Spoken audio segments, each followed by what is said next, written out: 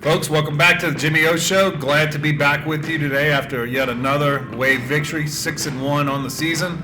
Looking ahead to a huge homecoming matchup with Memphis. I'm here today with two of our players of the week, linemen of the week, my kind of guys right here. We got Pince right next to me. How you doing, Pince? I'm good. How you doing? Good. Offensive lineman of the week, and then we got Tylo Phillips as the defensive lineman of the week. How you doing, Tylo? Pretty good. How you doing? Great, man. Look, great to have both of you guys. Two of the guys that have stepped in who weren't here last year, who have done huge things for us, man.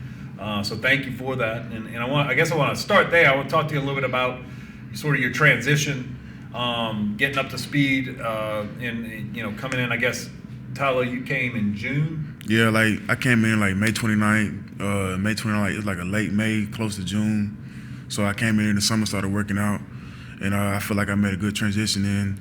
Get my body back to how it was, and then some workouts really got me up back to the point where I used to be. Yeah, and Pince, when did you make it on campus? I made it like May 31st, okay. So like the same time period as well. Yeah, so both of you came on after spring ball had been over. You didn't get a chance to prove yourself in spring ball, and yet you were able to earn time. Pince, in your case, man, immediately you've been a starter all 7 games, right? Yes, sir. And Tyler, it's been great to watch you, dude, because like when the season started, you were third string, third team. It seemed like rotational depth. Now you're playing a lot of snaps. Yes, sir.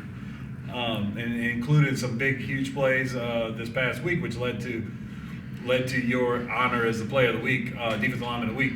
Tyler, let's start with defense, man.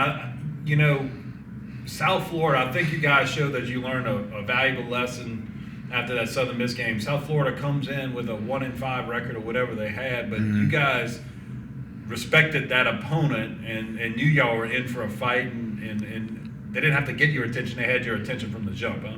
Yes, sir. So I feel like our big game plan was like to stay focused and just do our job, because Coach T-Raw, he always coaches us to do our technique and job to where you're not worried about making plays. It's like you just know when you're doing your job and doing it fast and physical, the players are gonna start coming to you. There's no doubt. And one thing with them, they had speed on the outside. Bohannon presented a lot of unique challenges from the standpoint of, you see running quarterbacks, you see throwing quarterbacks. You don't see a lot of running quarterbacks with his physicality who can also beat you over the top. I mean, he seemed like, just watching it on TV, he seemed like a load to have to bring down. Yeah. Like he's pretty quick off the edge. I mean, like when he's like rolling out, I feel like when usually when we trying to cop out or trying to contain for pass, it's kind of hard out there because like when he scrambles out, I'm me personally, I'm not that fast. So when he started scrambling out there, I was like, oh, I gotta start moving now. So really, just the big game plan was to get him down on the ground, just try to stop him from running, basically. Yeah, and look, we did that. I mean, but obviously, or if you watch the game, before he went down, he did get a couple opportunities where he got one-on-one in the edge. Frankly, between his size, quickness, speed combination, he got the better of us. But I think the key to this defensive unit is that you guys just kept coming back. Even if a big play occurred against us, it didn't turn into something that lasted all quarter long. Like we were ready to go next time up. Cause like I feel like our big thing was like, don't worry about the next play. I mean, don't worry about the play that just happened. Worry about the next one, cause you never know what opportunity you have next. That's right. And then Pince, man, look, we did a little bit of run, we did a little bit of pass, we kind of did all sorts of things out there. How did it feel out there on that? One thing I know is that real grass, man. You're on that fluffy grass. I think that's the first time we played in those on that surface all year. Right. Huh? Right. Yeah, how was it getting down there in the way football should be played and getting nasty in the trenches, man? I mean, it was definitely cool. Like, it was definitely a blessing how everything turned out. I feel like everything clicked on all cylinders offensively. Like, it was one of them games, like, where everything, like, came together and, like, we really showed people, like, what we could really do. Mm-hmm. It's another opponent that kind of came in and looking to try to limit Tajay, bringing extra guys down, taking them. And so we just responded in large part. Michael set another personal record for passing yards 2 straight weeks now, 329. Right. But what was really fun, and quick aside, my son's at homecoming. I'm like, chaperoning and stuff. And so we had this restaurant, and I'm like, look, this breaks all my rules of etiquette. I don't like having phone at a restaurant table, but my team is 5-1. We're trying to get to 6-1, and we're in a tight game. So, I'm watching it. Right. That was a counter that we ran with Tajay Brooks. Yeah, it was definitely a counter, like when we got that touchdown. So it's like we blocked it like how we usually block it. So it was cool seeing him like capitalize on that, and like he basically changed the game right there. Like that transported the game offensively. Oh, it absolutely did. You know, and like so on that he was. I mean, down block, the counter is a beautiful play. You know, we run zone, and you hit them with the counter coming back. But down block, and then you get the two pulls around, and like you could see it as soon as he got through the first level. It's like, oh man, there ain't nothing there. Right. And I saw, you know, it's kind of funny. It's like you could see him learn out of steam at the end, and you know, y'all watching behind. Were you ever concerned he was going to get caught from behind? Oh nah, I put full trust in Tajay. Like he definitely blessed. He definitely a blessing to the team. So it's like anytime he in space, like I just know he's gonna keep going. He's gonna get to where he need to go. Oh, I'm with you there. And I think somebody did the miles per hour, and Tajay was one of the fastest players with ball carriers of the weekend in college football, right at 22 miles an hour or whatever on that play. And yet by the end, you know, he was kind of bobbing and weaving a little bit, beating those angles. Right. But nonetheless, man, that was a huge play. And like you said, it turned the game around. Got the defense responded with a quick turnover off of that, and then we punched it in again with the old Wildcat. Right. Yeah. Man, that's football in a nutshell. And that's why you just got to be – it's kind of like the offense has shown the same mentality as defense. It's like forget about what has happened so far, and we're on to the next play, and just we ready. Stay ready for the next opportunity. Right. No doubt. All right, so that's enough of last week, man. You guys new here, and so you're probably not familiar. I'm sure Coach Fritz and some of the older guys have been telling y'all, but you know, Tulane, because of its nature as a private school where a lot of people leave, don't have a huge alumni base here locally.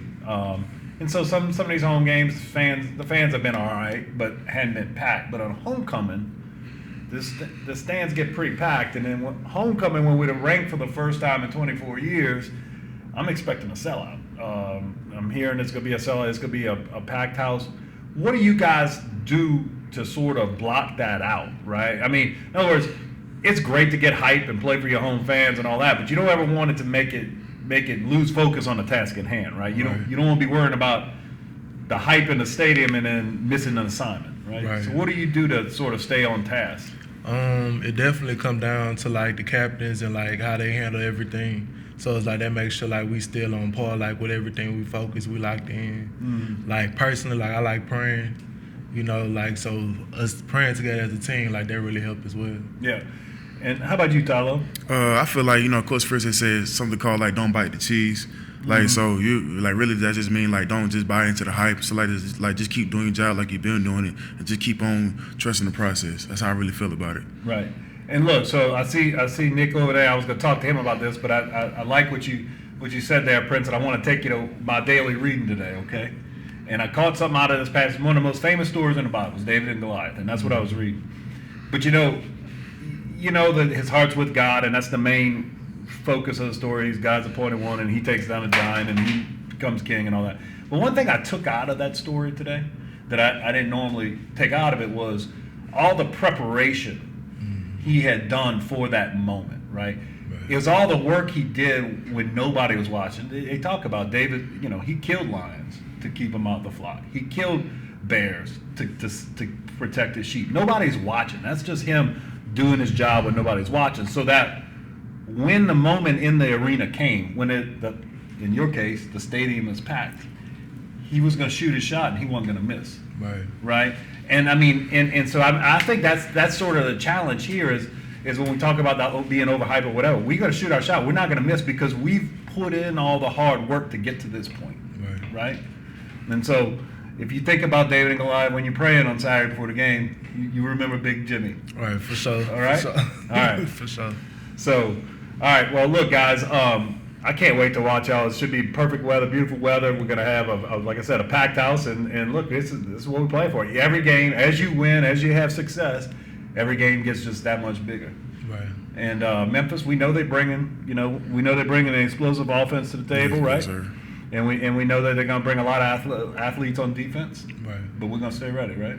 Right. All right. Good. All right, guys. Well, that's going to do it for this episode of the Jimmy O Show. I guess before we go, let's go and give a shout out to one of our highlighted charities. This week we'll go with Son of the Saint. I know you guys have supported that organization so far, working with New Orleans youth, provide mentorship and leadership. A great organization has a great mission here in the city of New Orleans and doing big things.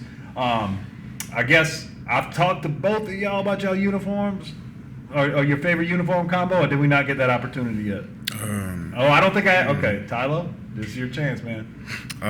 Tulane's got the best uniforms in the country. Okay, so tell us your favorite combination. I feel like the all blue is my favorite, like the all blue, baby blue. I feel like that's my favorite. And my second favorite is like the green and blue. Okay. And Prince, I got yours already, right? Nah, you haven't. I didn't? Nah, you ain't get it. Okay, well, you got to tell me then. What's your favorite combo? I like the all black. We haven't wore it yet, but it's like I like how the all black look. That's going to be coming out soon. I don't know about a homecoming, but I bet you it's coming soon. Right. All right. Good deal. All right, guys. Well, that's going to do it for the show. Thanks for tuning in. Be sure to subscribe to us on YouTube or your favorite podcast network on the Feel the Wave network, and we look forward to seeing you next time. Roll Wave.